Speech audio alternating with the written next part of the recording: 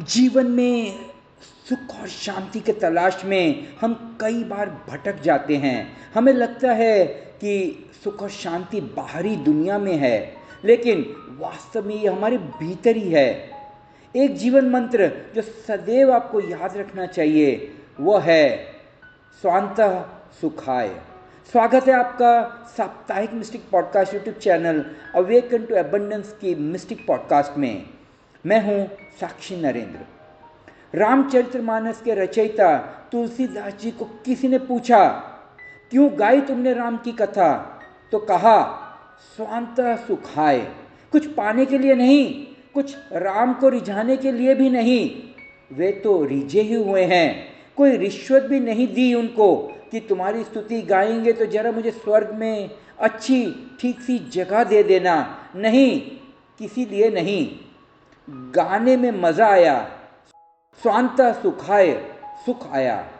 जब भी आप कोई काम बिना कुछ पाने की आकांक्षा से करते हो तभी सुख आता है, और जहाँ भी कुछ पाने की आकांक्षा है वहीं दुख है, वहीं तनाव है।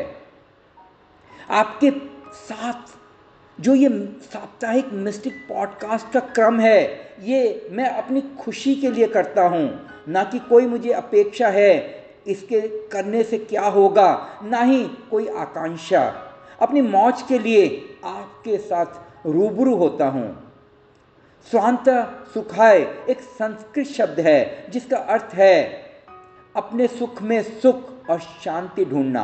ये जीवन का एक मंत्र है जो हमें अपने भीतर की शांति और सुख की ओर ले जाता है।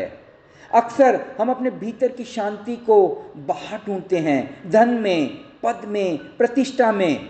जो कुछ भी आप बाहर ढूंढेंगे वह सीमित ही होगा। जब तक आप असीमित से न जुड़ें तब तक वह सुख स्थायी नहीं होगा। मान लीजिए आप सिनेमा जाते हैं अपने मनोरंजन के लिए। वह सिनेमा का सुख आपको 3 घंटे तक ही खुश रखेगा, मगर उसके बाद पुनः आप जैसे थे वैसे हो जाएंगे।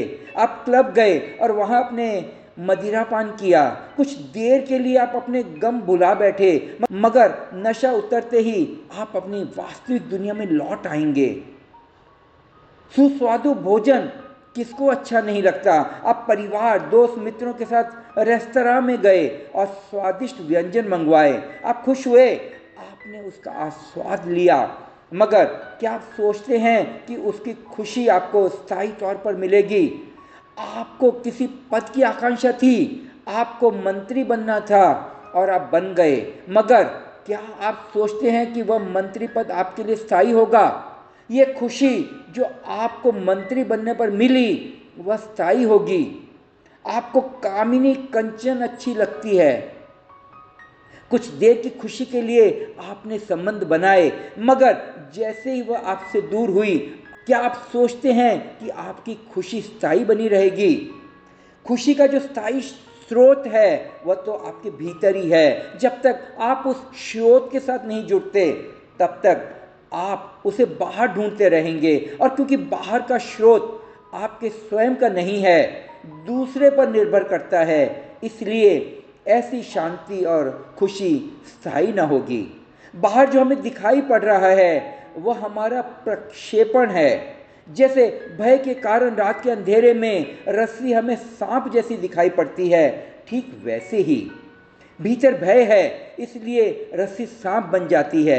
भीतर यदि आपके अंदर काम वासना है तो बाहर कामिनी कंचन उपस्थित हो जाती है। भीतर यदि लोभ है तो आप धन की तरफ आकर्षित हो जाते हैं।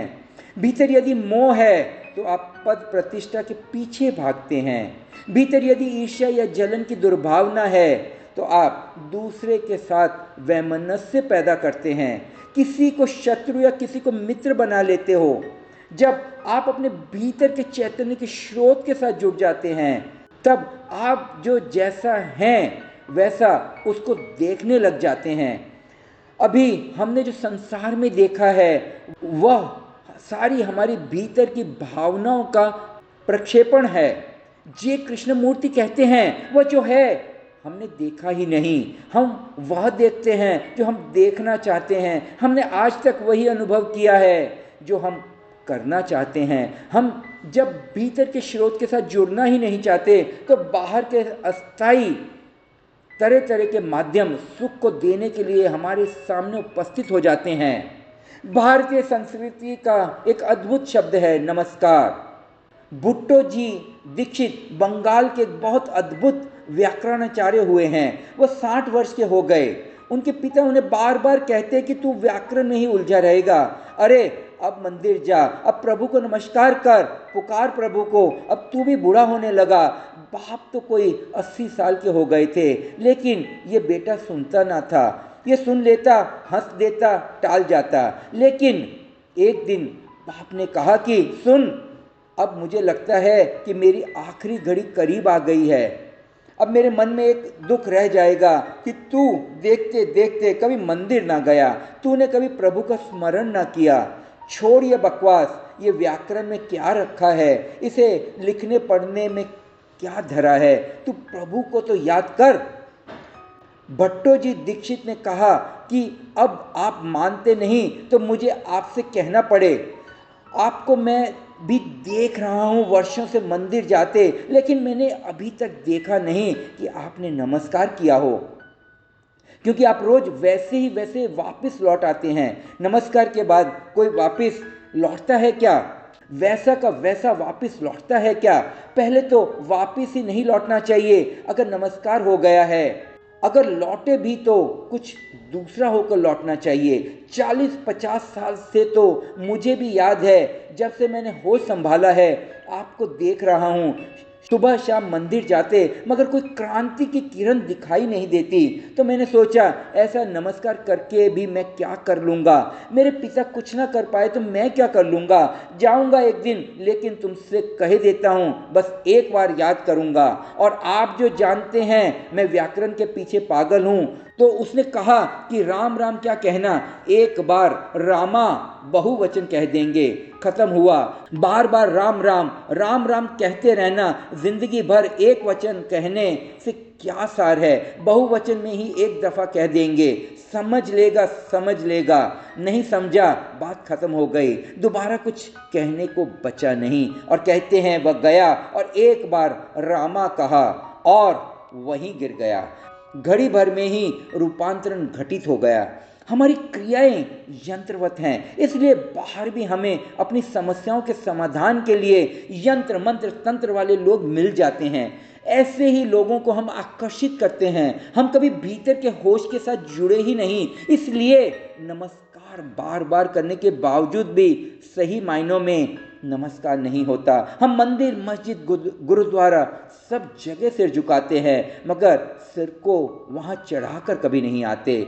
जब तक ऐसा नहीं होता तब तक बाहर ही हम सुख और शांति को ढूंढते रहेंगे। वह जो भीतर स्रोत है उसके अनुभव का एक ही उपाय है, और वह है कुछ देर के लिए अपने साथ हो जाना। मैं उसे ध्यान कहता हूँ। जब तक हमारा नमन उस प्रकाश रूप, शांति रूप, सुख रूप चैतन्य के प्रति नहीं हो जाता, तब तक बाहर बाहर ही हम शांति को ढूंढते रहेंगे। स्वांतः सुखाय का महत्व इसलिए है कि यह हमें अपने भीतर की शांति और सुख की ओर ले जाता है।